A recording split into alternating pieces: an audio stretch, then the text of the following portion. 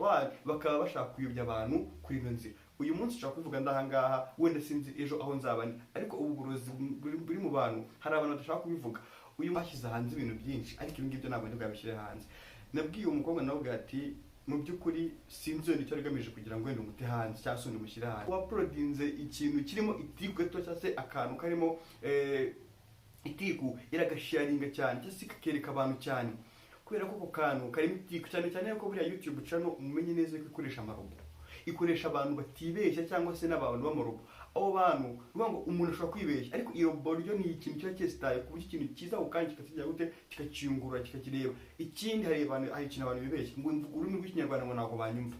Apana, translate yose barayifite. Ruvuga ngo iyo robo ryabo mu rurimi rwose wavugamo baratranslate. Ruvuga ngo rero nyiri Google ntabwo afite intego yo kuvuga ngo wenda ngiye ngo imbogo nyambaga ngo nukuzigira abantu bakaherekanya amakuru gusa, ahubwo السلام عليكم ورحمة الله وبركاته. الحمد لله رب العالمين والصلاة والسلام على أشرف الأنبياء محمد صلى الله عليه وسلم وعلى آله وصحابه ومن تبعهم بإحسان إلى يوم الدين. أما بعد، عباد الرحمن، أوصيكم وأوصي النفس بتقوى الله عز وجل. يا أيها الذين آمنوا اتقوا الله حق تقاته ولا تموتن إلا وأنتم مسلمون. قال أيضا يا أيها الذين آمنوا اتقوا الله وقولوا قولا سديدا يصلح لكم أعمالكم ويغفر لكم ذنوبكم ومن يطع الله ورسوله فقد فاز فوزا عظيما. ikuzo nishimwe n'abandi bikururetse Allah subhanahu wa ta'ala, amahoro n'imigisha n'ibisakare kuri wa wundi wasozereje n'umwe n'abahanuzi Nabi Mustafa Muhammadin sallallahu alayhi wa sallam, we nabi we n'abasangirangendo be ndetse n'abandi bazakomeza kurikira iyo nzira kuzageza ku munsi w'imperuka. Turasaba Allah subhanahu wa ta'ala ko yazadushyira muri abo ngabo, Allahumma amin. Alhamdulillah rabbil alamin, akora tukiri bazima kandi Imana igihe ikigutije uwo mwuka mu by'ukuri n'uw'agaciro, kandi igihe cyose ukiri kuri ino si hari igisobanuro uvuze. Icyo gisobanuro nta kindi uretse kugaragira Allah, kandi mukuru wo kumugaragira kandi tugatinya Imana, mukuru wo kwitinya kandi tugasaba n'Imana ko twazava hano kuri ino si tukiri abayisilamu ba nyabo, cyane cyane ko bisigaye bigoye. Naam, rero uyu munsi nje kuri izi kamera nta kindi kinzanye uretse kuba wenda navuga ngo hari ibihe byinshi nagiye wenda ngaragara mu biganiro bye bitandukanye, kandi nkagaragaza wenda igihe haba hari icyagaragara haba mu muryango w'Abayisilamu mu Rwanda ndetse no mu mbaga rusange, nkaba nabifata nkabishyira kuri zimwe mu mbuga nkoranyambaga wenda nkoresha. Ariko alhamdulillah uyu munsi ndumva mfite amashimwe kandi mfite n'ibyiza numva nshaka kubona kujya nk'ikiraho nkanaplodinga, bitari bya bindi twajyaga duhoramo kuba umuntu wenda yavuga nabi cyangwa se umuntu akaba yaza wenda akaba yavuga umuntu uko agaragara. Yes, bishobora kuba ari byo, ariko bishobora kuba none atari byiza kuba wenda umuntu yaza ngo abitangaze hano kuri izi mbuga. Urabizi neza uyu munsi hari icyorezo dufite cyitwa imbuga nkoranyambaga. Mu by'ukuri imbuga nkoranyambaga utazikoresheje neza zishobora kuba zagushyira habi, cyangwa se zikaba zagufata cyangwa se zikaba zakugaragarisha muri sosiyete uko utari. Mu by'ukuri rero Allah subhanahu wa ta'ala mu gihe akinshoboje ko ngifite umwuka w'abazima, hari icyo wenda nshaka kugira ngo wenda tuganire ku bijyanye n'ibi umuntu aba arimo. Rero buriya hari ikintu kimwe abantu tujya twitiranya, gukoresha imbuga nkoranyambaga mu by'ukuri bishobora kuba byiza, ariko nanone bishobora kuba ari na bibi. Ntabwo rero ari byiza nanone ko maze igihe kinini mbitekerezaho, birashoboka ko naba narashyiragaho ibintu wenda bisa nkaho bifite proof cyangwa se ari byo, ariko nanone nkasanga wenda ntabwo ari byo kuba umuntu yaza uyu munsi agashyiraho ku mugenzi wenda yitwaye nabi cyangwa se wenda uko yagaragara nabi. Ntabwo byaba ari byiza, kandi hari ibintu byinshi umuntu ashobora kuba yashyiraho hanyuma bikarebwa kandi bikarebwa n'abayisilamu muri rusange, kandi bikabagirira umumaro, bikanabakura no mu bibi barimo, kandi bikabaganisha mu nzira nziza. Cyane cyane ko Rasul sallallahu avuga ati baha inkuru nziza abo ngabo bihangana, warabashiraho mu masabaro, abo ngabo bihangana baha inkuru nziza. Hari ibigeragezo byinshi byagiye bitugeraho kandi bikanatubangamira kandi bikanatugera ku miryango yacu, ariko ibyo ngibyo ntabwo ari byo byiza kuri twebwe ko twakomeza kugira tubisasibiriza mu bantu, ndetse igihe byanabaye ngombwa yuko wenda umuntu azicecekera ku mutima, cyane cyane ko umuntu azicecekera. Uyu munsi wenda ndagira ngo mbabwire yuko hari ibanga mwahishwe rimwe mutazi. Buriya aba YouTube influencer cyangwa se aba content creator bagaragara kuri izi mbuga za YouTube, mu by'ukuri hari ibintu byinshi mubeshywa mutari muzi.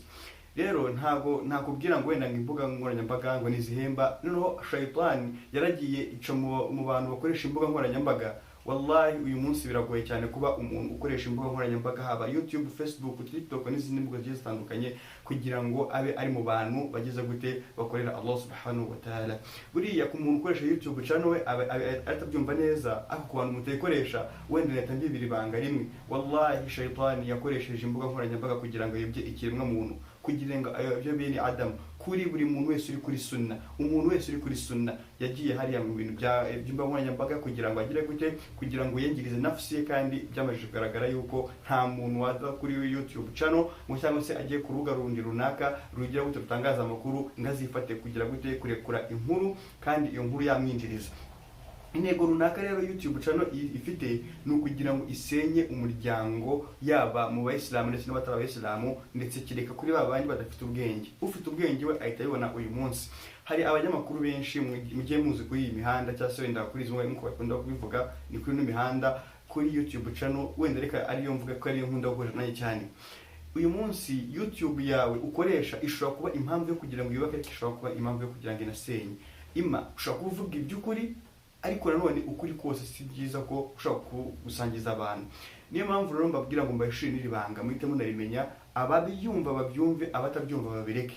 Umuntu wese uzabona ukoresha YouTube channel utangaza amakuru, yaba ari Islamu, yaba ari abakristo, yaba ari iki, bari bose bari mu ndonye z'isi, kandi nta kindi kintu bakorera uretse kugira ngo barunanye amafaranga. Yego YouTube channel ifite amafaranga, ariko reka barabura akantu gato yakonyine. Buriya iyo ubaye umembazi wa YouTube ukajya ukora YouTube, byanga bikunda hari iminsi igeramo ukemerwa kuba wagira gute waba umupatina wabo, bakakoreza message ati congratulations, wamajije kuzuza ibisaba kugira ngo ugire gute, kugira ngo utujoining ube umupatina program. Aho ngaho abantu benshi ntabwo bakunda gusoma ari amategeko n'amabwiriza.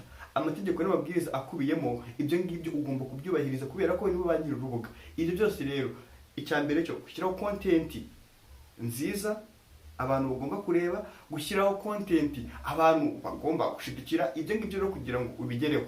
Uyu munsi dufite isi ishaje yuko inyigisho nziza zimeze neza nta bantu bazireba, ahubwo YouTube ahantu ifata za nyigisho suka abantu batazireba, ahubwo YouTube harakantu yakreye kamwe kugira ngo iyo by'abantu uyo uploadinze ikintu kirimo itiku gato cyangwa se akantu karimo itiku iragasharinga cyane cyangwa se kakereka abantu cyane, kubera ko ako kantu karimo itiku cyane cyane ko buriya YouTube channel umenye neza ko ikoresha amarobo, ikoresha abantu batibeshya cyangwa se n'abantu b'amarobo. Abo bantu ngo umuntu ashobora kwibeshya, ariko iyo boryo ni ikintu cyo cyesitaye ku ikintu kiza ukanje kikatijya gute kikaciyungura kikakireba. Ikindi hari ikintu abantu bibeshya ngo mvuga ururimi rw'ikinyarwanda ngo ntabwo banyumva. Apana, translate yose barayifite, ngo iyo boryo mu rurimi rwose wavugamo baratranslate. Ngo rero nyiri Google ntago afite intego yo kuvuga ngo wenda ngiye ngo imbuga nkoranyambaga ngo nukuzigira abantu bakaherekanya amakuru gusa, ahubwo afite n'uburyo akorana na shaytan bakaba bashaka kuyobya abantu kuri ino nzira. Uyu munsi nshaka kuvuga ndahangaha, wenda sinzi ejo aho nzabani, ariko ubu burozi buri mu bantu hari abantu badashaka kubivuga. Uyu munsi niba umuntu w'umugabo namwe mutekereza ku muntu Imana yahaye IQ iri hejuru ikora neza, umuntu Imana yahaye mind ikora neza, nimureba umuntu w'umugabo kuba yiyambura ubugabo bwe akajya hariya akajya ku mbuga nkoranyambaga akavuga ibidakwiye, muri make afite abana cyangwa se n'atanafite azababyara, akajya hariya akirirwa avuga ibintu wenda dufite no kurugero rumwe ngo kabyine. Ibaze umuntu w'umugabo ufite ubwanwa, ufite ushobora kuba ufite n'abana ukuze umeze neza, akajya hariya akirirwa avuga ibintu bidashamaje kugira ngo abone izo views zo kwinjiriza ayo mafaranga. Turetse no kuri abo ngabo hari n'abandi bazi imbere gushyira kamera bakavuga ngo twebwe dufite ubushobozi bwo kuba twagira gute twabwira abantu ko dushaka inkunga y'umuntu runaka, bakagenda bagafata umuntu ufite ubumuga runaka bakamuzana imbere ya kamera zanyu, hanyuma ubundi bakamubaza ibibazo, atubayeho ute, ugenda ute, bimeze ute, ubuzima bumeze gute. Umuntu akaza bakamubwira ati iyi seni bakamwandikira ati uze kurira.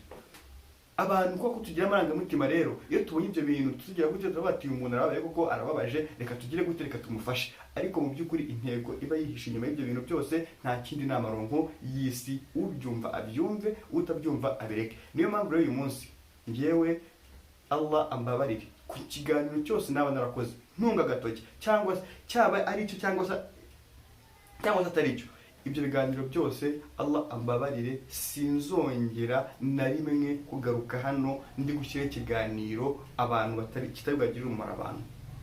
Allah abimfashemo.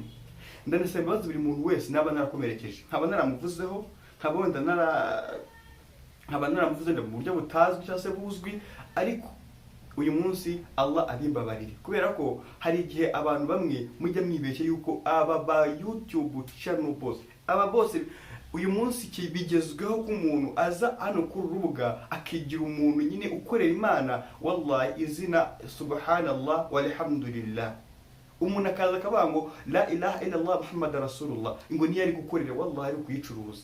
Abantu barimo kwitwaza Imana kugira ngo gusa bibonere amaronko ajya mu nda yabo.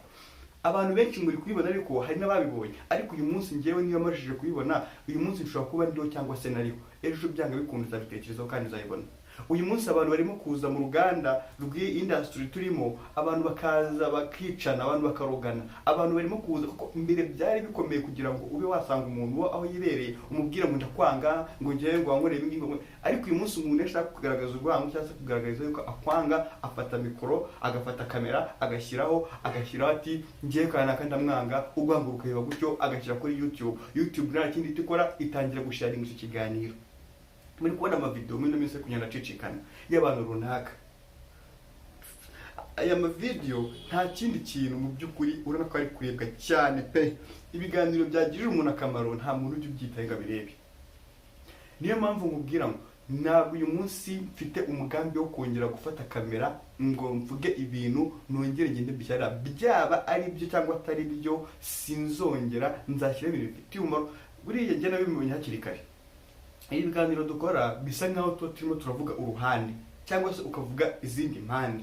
Ibi rero iyo abantu babibonye haravuga ati ya mukuri, kandi uko ari bari ukuri, akenshi bari ukuri.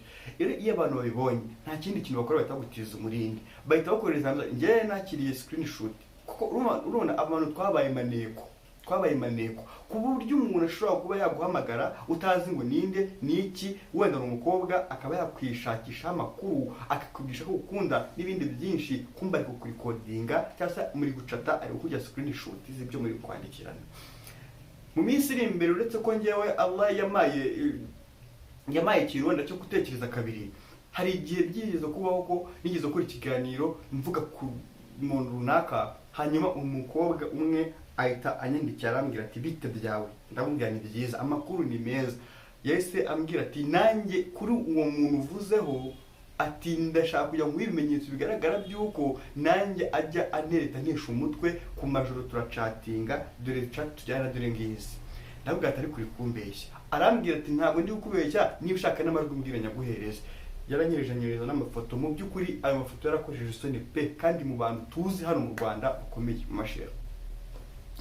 Narabirebereye ndavuga ati rero twakoze byinshi, twashyize hanze ibintu byinshi, ariko ibi ngibyo ntabwo ndi bwabishyire hanze. Nabwiye umukobwa nawe ati mu by'ukuri sinzi icyo rigamije kugira ngo wenda umute hanze cyangwa se umushyire hanze, ariko ngewe mu biganiro nkora ntabwo nafatisha ry'umuntu ngo ndishyire hanze, no cyane cyane ku muntu nk'uyu nguyu uzwi cyane, bishobora kuba byatuma njye ubwanjye binsenya kandi bikanasenya idini yanjye. Ndabwira ibyiza nibyo nabibonye, ariko niba nta wundi muntu ubizi cyangwa se nta abandi bantu benshi barabimenya, wakoze direct ukabisa ko byaba ari byiza. Arankundira, arabisibye, nanjye ndavuga kugira ngo nazajya n'agatima kambwira ngo wenda cyangwa ko umuntu agira umujinya ati wenda bishyireho, nese mbisiba. Rero buriya mu by'ukuri nibyo natangiriye, ndababwira ngo sinzongera na rimwe, ndasaba imbabazi mbikuye ku mutima kuri buri muntu wese waba arakomerekejwe n'ikiganiro naba narakoze ndetse n'ibiganiro naba narashyizeho. Uyu munsi birarangiye, kuri ino tariki uzongera kubona nshyizeho ikiganiro kidafasha umuntu, niba nabonye inyigisho nziza nzazaprodinga nzishyireho, baba abantu 3 baba abantu 4 bazazirebe, ariko igihe nzaba nakikuno mu mwuka w'abazima byibura azamenye ngo uyu muntu yajyaga gukora dawa, kandi dawa iciye mu mucyo. Uyu munsi nta muntu udasobanukiwe la ilaha illallah muhammad rasulullah. Uyu munsi umuntu wese w'umuyisilamu kugira ngo uzamubwire ngo Imana ni ebyiri biragoye. Uyu munsi kugira ngo uzabwire umuyisilamu wemera Allah ari n'umwe ye ngo iswara ni 10 ku munsi biragoye. Rero kuri kwamashije kujya mu bantu, ikintu cya mbere gisigaye ni ukwibukiranya. Kwibukiranya nta kindi rero, ntabwo ari ukuza ngo uyu munsi ngo hariya ngo utange inyigisho zivuga ku muntu runaka. Umuntu ashobora kuba ari ikibazo muri sosiyete, umuntu agashobora kuba ari mubi, ariko ngewe ndabwiza ukuri ko umuntu wese muzabona ajya hariya akagira uruhare mu kugira ngo yandarike mugenzi we ku mbuga nkoranyambaga, wallahi ntabwo ari kuri sunna, wabillahi tallahi thumma billah. uwo muntu mujye mutekerezaho cyane cyane yuko ntabwo umuntu yashaka gusura undi ashaka kuzaga mukosora no kwizivuga nkoranyambaga nkuko mwayibonye. Uyu munsi hari ikintu bita rududu, mwari mumenyereye wenda abantu bavuga ku bintu by'Yobokamana bakabiburanaho bikarangira, ariko uyu munsi ikiganiro gisigaye kiriho nukuza umuntu akajya kuri kamera akavuga, undi akajya kuri kamera akavuga, undi akaza kuri kamera akavuga. Wallahi abo bantu nimujya mubabona mujye mubitondera. Nimujya mubona umuntu aje akavuga la ilaha illallah muhammadur rasulullah, mashallah muzakurikire. Izi mba nkoranyambaga ku muntu wese urukoresha kugira ngo rumuhembe, umuntu wese wafunguye agacreatinga urubuga kugira ngo rumuhembe wese agwa muri kufuru atabizi, yaba bizi cyangwa atabizi. Rero ngo uyu munsi hari abana benshi bagiye imbere ya kamera bakandikirwa ibyo bari bwavuge. Wallahi nta n'ikintu na kimwe cyabayeho, akandikirwa ibintu ari bwavuge, akajya aravuga rimwe rimwe anabeshya, bamushuka abeshya bandi ari udufaranga duke bamwishyuye cyane,